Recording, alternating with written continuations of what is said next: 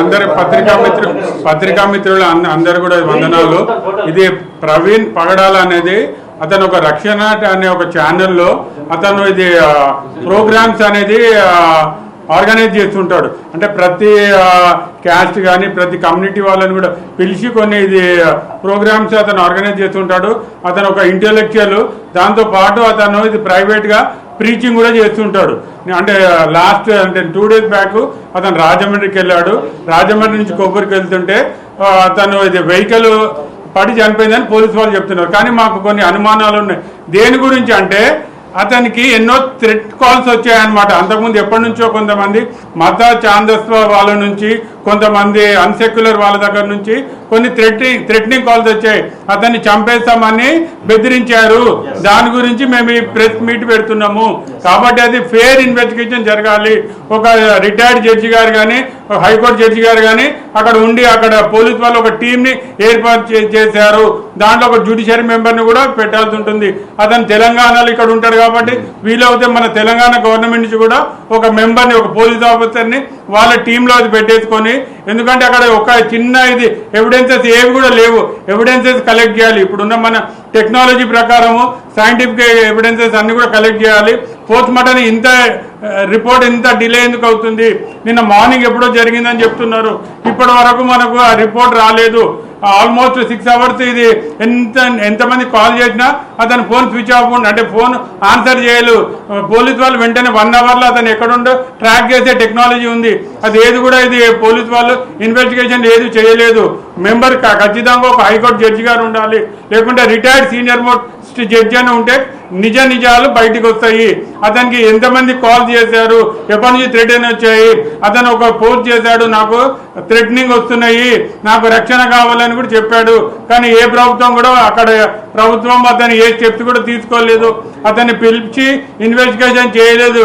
ఎవరు మీ పైన థ్రెటనింగ్ చేస్తున్నారది ఏది కూడా జరగలేదు. అతన్ని థ్రెటనింగ్ చేసిన వారిపైన ఏ కేసెస్ కూడా పెట్టలేదు. వాళ్ళందరినీ కూడా పిలిచి వాళ్ళ కాల్ డీటెయిల్స్ అన్ని తీసి ఇప్పుడు సైంటిఫిక్గా ప్రతిదీ అతన్ని కంప్లీట్గా అతని డేటా 6 months నుంచి కూడా అతని పైన ఇది బెదిరింపులు వస్తూనే ఉన్నాయి. అతను ఏదైనా న్యూట్రల్గా మాట్లాడతాడు.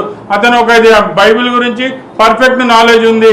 అతనికి జర్నలిజం గురించి కూడా మంచి నాలెడ్జ్ ఉంది. అతను బ్రహ్మాండమైన టీవీ డిబేట్స్ యాంకర్గా అతను చేస్తుంటాడు. ఏదో ఫార్మల్గా యాంకర్గా కాదు. అతనికి ఎంతో అంటే అది ప్రతి గ్రంథాన్ని గురించి కూడా అతనికి ఒక అవగాహన ఉంది. కాబట్టి ఏదన్నా న్యూట్రల్గా చేస్తుంటాడు. అతను ఒక బైబిల్ని కొద్దిగా అంటే ఫేవర్గా చేస్తున్నారు, అంటే కరెక్ట్ మాట్లాడుతుండని చెప్పి అతని పైన ఇది దాడి చేసిరని మా అనుమానము. మాకు పోస్ట్ మార్టం రిపోర్ట్ వెంటనే రిలీజ్ చేయాలి. పోస్ట్ మార్టం రిపోర్ట్ చేసి వచ్చిన తర్వాత ఇఫ్ ఎట్ ఆల్ ఆ రిపోర్ట్ పైన మాకేమైనా అది ఉంటే నెక్స్ట్ ప్రాసెస్ ఏది ఉంటుంది, సిఐడి ఉంటుంది. సిఐడి ఇన్వెస్టిగేషన్ జరగాలి ఉంటుంది. సిఐడి ఇన్వెస్టిగేషన్ తర్వాత ఇప్పుడు తెలంగాణ ప్రభుత్వము ఆంధ్ర ప్రభుత్వం ఇద్దరు కలిసి అవసరం ఉంటే మాకు సాటిస్ఫాక్షన్ లేకుంటే సిబిఐ ఎంక్వైరీ కూడా చేయాలి. ఎందుకంటే ప్రతి అక్కడ ఆంధ్రాలో ఉన్న ఎన్నో కోట్ల మందికి, అదే విధంగా తెలంగాణలో ఎంతో మంది కోట్ల క్రైస్తవులకు మనోభావాలని దెబ్బతీసిన వాళ్ళకు ఒక సస్పెషియస్ డెత్ కింద అవుతుంది. ఇంతకుముందు సస్పెషియస్ డెత్ అంటే 174 సిఆర్పిసి కింద అవుతుండే. ఇప్పుడు మన కొత్త బిఎన్ఎస్ఎస్ ప్రకారము 194 భారతీయ న్యాయ సంఘం దాని ప్రకారము కేసు రిజిస్టర్ చేసి ఎవరో బంధువు రావాలా ఎఫ్ఐఆర్ రిజిస్టర్ చేయడం అనేది కరెక్ట్ కాదు. ఎవరు పక్కకున్న వాళ్ళు ఎవరు కంప్లైంట్ ఇచ్చినా ఆ ప్రొసీజర్ అనేది అవుతుంది. మేము అతని బ్రదర్స్ మే, మేము అతని ఫ్రెండ్స్ మే, ఎవరు ఇచ్చేసినా ఎనీ పర్సన్ ఇన్ఫర్మేట్ ఎవరైనా ఇచ్చినా ఎఫ్ఐఆర్ వెంటనే చేసి ప్రాపర్ ఫెయిర్ ఇన్వెస్టిగేషన్ జరగాలి. తెలంగాణ పోలీస్ నుంచి కూడా ఒక ఐపీఎస్ని తీసుకెళ్ళాలి ఆ ఇన్వెస్టిగేషన్ టీంలో. That is our demand. ఒక జ్యుడిషియరీ మెంబర్, ఒక జడ్జి కూడా ఆ టీంలో ఉండాలి. దట్ టు ఎక్స్పర్ట్ డాక్టర్స్ ఉండాలి. ఇన్క్వెస్ట్ కరెక్ట్ చేయాలి. ఆ రిపోర్ట్ అందరు కూడా పబ్లిక్ చేయాల్సి ఉంటుంది.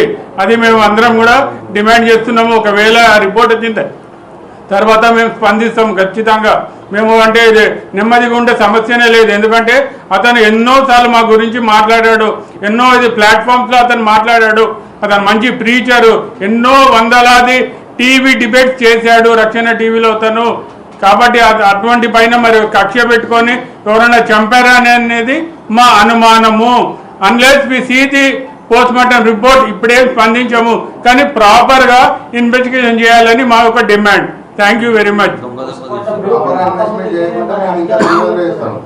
ఏంటి సార్? కాదు, ఎందుకంటే మాకు థ్రెటనింగ్ కాల్స్ వచ్చాయి, మాకు అతనికి థ్రెటనింగ్ కాల్స్ ఉన్నాయి.